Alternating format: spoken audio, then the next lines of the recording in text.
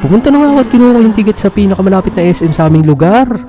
2 days bago ang event ay bumili nga ako online sa SM Tickets. Gumawa lang kayo dito ng account at para ma-purchase ang ticket na gusto nyo, isearch nyo lang yung event na pupuntahan nyo. Kapag nakapag-login na nga kayo, pumili na lang kayo ng seat na gusto nyo. Para nga pala sa Pyro Musical event, eto nga pala ang mga seat nila.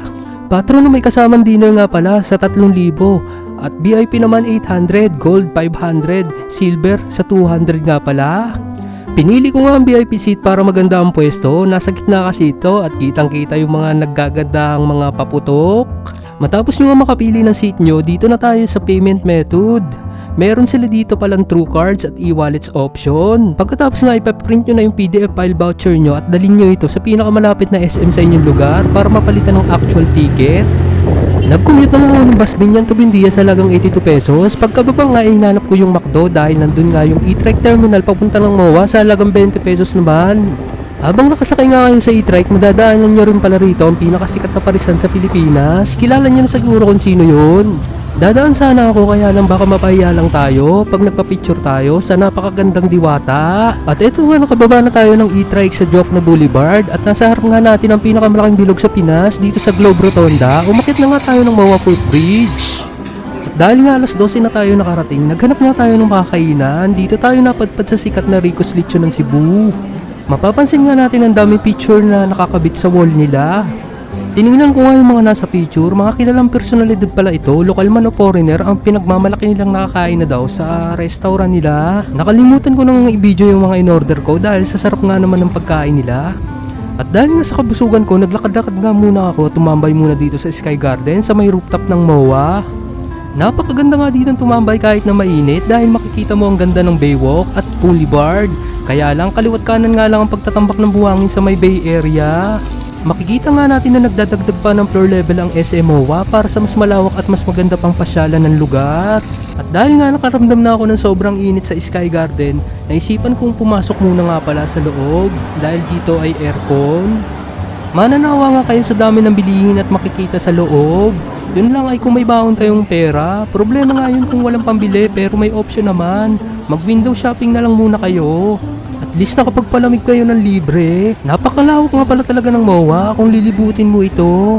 Tiyak nasasakit ang mga binti nyo lalo na kung batang 90s kayo o seniors. Pwede naman magpahinga dahil sa dami nga ng upuan sa loob at labas ang makikita natin dito.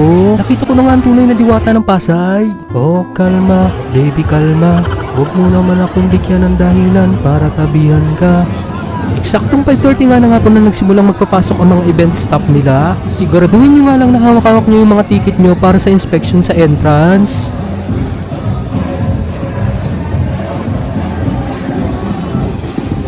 At nakapasok na nga tayo sa entrance door nila habang sinasalubong tayo ng welcome band. Di kailangan magtatakbo dahil napakalawak naman ang Baywalk area. Siguradong hindi naman kayo maubusan ng pwesto doon.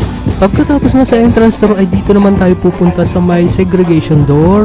Dadaan nga pala tayo dito sa segregation door para paghiwalayin ang patron, VIP, Gold at Silver ticket holder. Dito nga itatatakan kayo sa kamay para makalabas-pasok kayo kung sakaling iihi kayo o kaya bibili ng pagkain sa labas. Tapos ibibigay nyo na pala dito sa isang stop yung ticket nyo at pupunitin niya at may ibibigay sa inyong kapiraso na lang na ticket.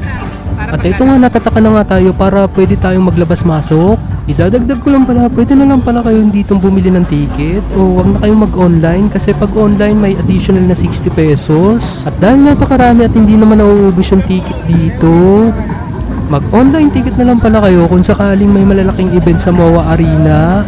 Gaya ng international concerts, gaya ng concert ni Paring Bruno o kaya naman ni Maring Taylor o yung mga ina-idol niyong K-Pops. At dahil siguradong nagkakaubusan yung mga ticket ng mga yon. At dahil nga naka-VIP ticket tayo, meron tayong mga upuan. Kaya pala nagtatakbo yung mga tao dahil limitado lamang pala yung upuan sa VIP ticket holder. Kaya nag-uuna ng mga taong makakuha ng mauupuan. Sa unahan nga namin ay nandun naman pala yung mga patron seater. At sa bandang gilid naman ay mga silver, yung mga nakatayo sa gilid. Nag-uumpisa na nga dumami ang mga tao dito sa may Baywalk area. Pag andito nga kayo mararamdaman nyo ang sobrang init dahil na rin sa sementadong Baywalk. Ito naman pala ang patron seat, may kasama na pala silang dinner dahil sa laki ng binayaran nila na 3,000. Habang nagdidilim nga ay lalong nadadagdagan ng dami ng tao. Akala ko nga hindi mapupuno yung Baywalk. Eksaktong 7:30 nga ng gabi nagsimula yung pyro musical ng Australia at ng Korea. Nasa part 2 pala at part 3 ang kabuuan na performance ng dalawang bansa.